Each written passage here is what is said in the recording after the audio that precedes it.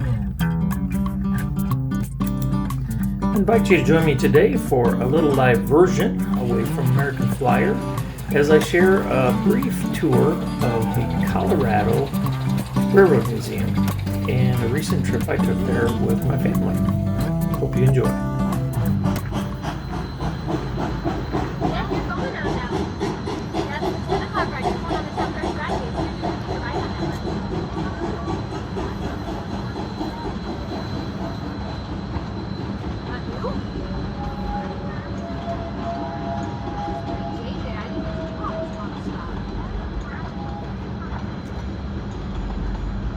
There were all kinds of interactive stations where there were generally many very well-informed people that could tell you about how things work. For example, whether you wanted to try your hand at some Morse code or take a tour of a very, very well done HO layout that is run and operated by clubs. And then outside, they had G-scale layout, including some live steam. But then on top of all of that, as you wandered around the area, you found different cars, engines, and other things that you could take tours of. They had a beautiful set of dining cars, streamlined dining cars that included a well-informed educational tour led by some really, really great people that could answer any and every question you had. You had opportunities to tour some standard gauge equipment, some narrow gauge equipment, and everywhere you went, there were volunteers and staff that were very, very kind and eager to answer any questions or engage you in any way you sought. One of the things I was excited about seeing were galloping geese. I've never seen them in person, and here this Colorado Railroad Museum has 3 different operational modified rail vehicles. The quick nutshell story is back in the 50s when Rio Grande Southern was really facing some hardships, a creative maintenance crew and engineering staff came up with taking basically cars and or trucks and putting them on the rails. And one of the things I heard was that most of these started out with Buick engines, which you'll see pictured here in a little bit, and they had 3 or 4 gear transmissions, which I was told made them go fast enough to be quite scary. So what's neat about these is they will actually travel to some of the other narrow gauge rail lines in Colorado and operate on those. Track gauge here primarily, especially on this loop at the Colorado Railroad Museum, is a 3-foot distance, so it's a narrow gauge. And this beautiful lady here in front of us, number 20, hails from 1889. And when they were done using it, it was truly worn out. And it took the museum and also the Strasburg rail shops 14 years to get this thing back in shape. It is amazing, I should say, that it can operate at all. And then following up here is a K37. So these were the largest Mikado steam engines and largest steam engines that the Rio Grande Western had on their roster. And these actually were reconditioned from earlier standard gauge consolidations that were built originally around 1902. So that's, again, a fascinating story. If you're curious to have more details, more information, please check out the Colorado Railroad Museum YouTube page. They've got a bunch of great videos on there.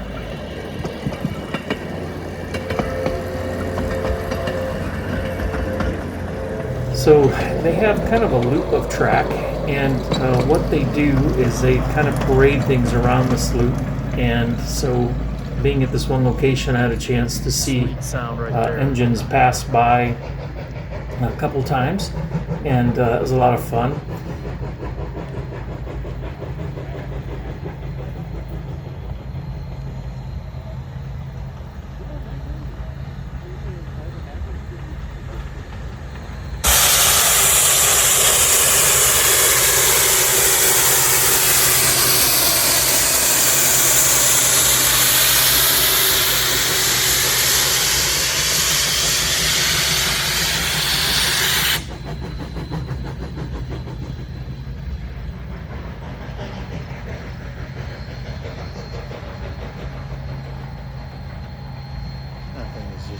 massive power. Wow.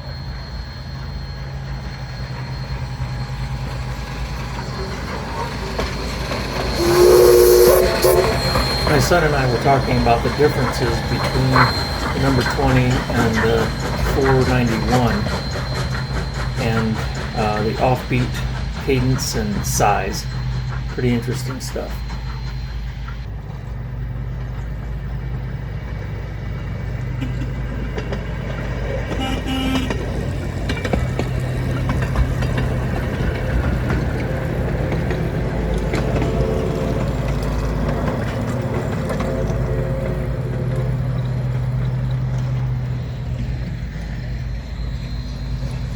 You may also notice the differences in chuff volume. While this circuit is not super large, it does have some pretty good grades on it, and so you'll hear the engines working at different times. I have passenger cars because we'll ride behind one of these steam engines.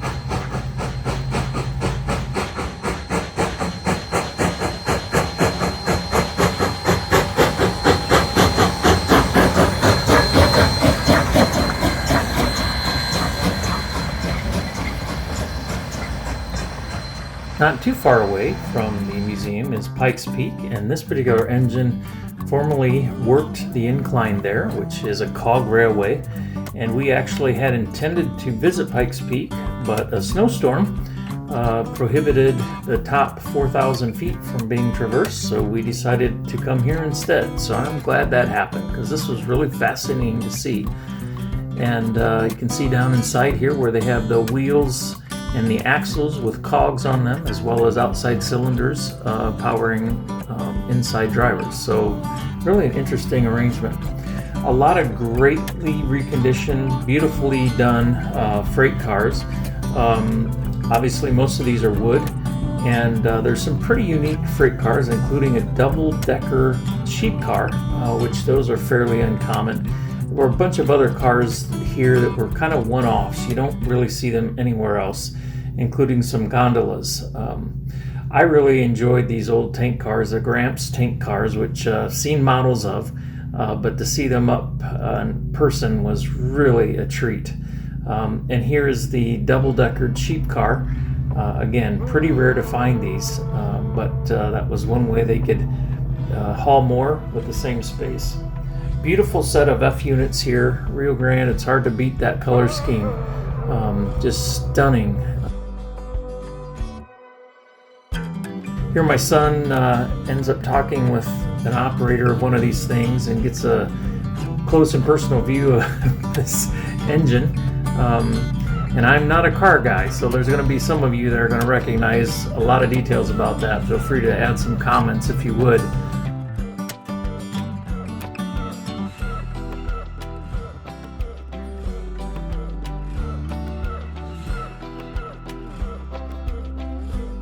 But that's a gentleman there that was pretty informative, talked a lot about what these things were, and this is the back of the square boxy one, which could haul passengers, and they've also turned it into somewhat of a classroom. I don't know what all kinds of education they do, but these Galloping geese are able again to go on other narrow gauge railroads, and so it's hard to know exactly what all happens with these multi-purpose vehicles, but they are unique, to be sure.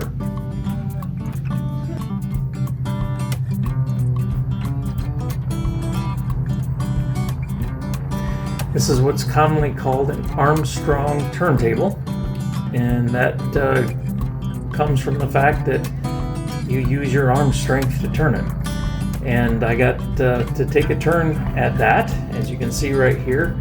And while it took some effort to get it going, it actually turned extremely easy. And the gentleman talking to me informed me that it was possible for one guy to turn that number 491 on the Armstrong turntable all by himself, which is pretty remarkable if you think about how much weight that person is able to turn and how balanced the turntable is.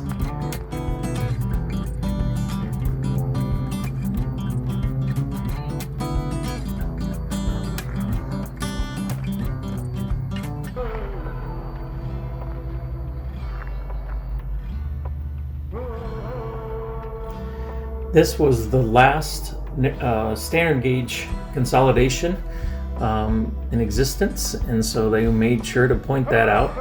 At this point, it is non-operational, and I don't know if there are plans to restore it or not, but it's pretty cool that they have this example.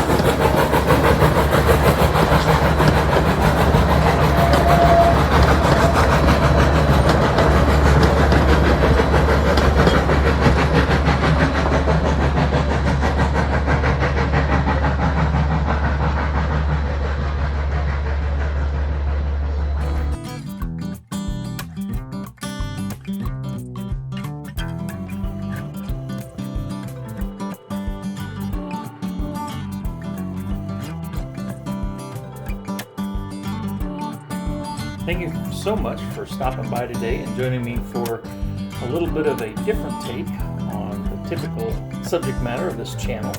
And if you're ever in the Denver area of Colorado and you have a few hours available, I would highly recommend the Colorado Railroad Museum. It's close, it's got a ton of great stuff, and you won't regret it.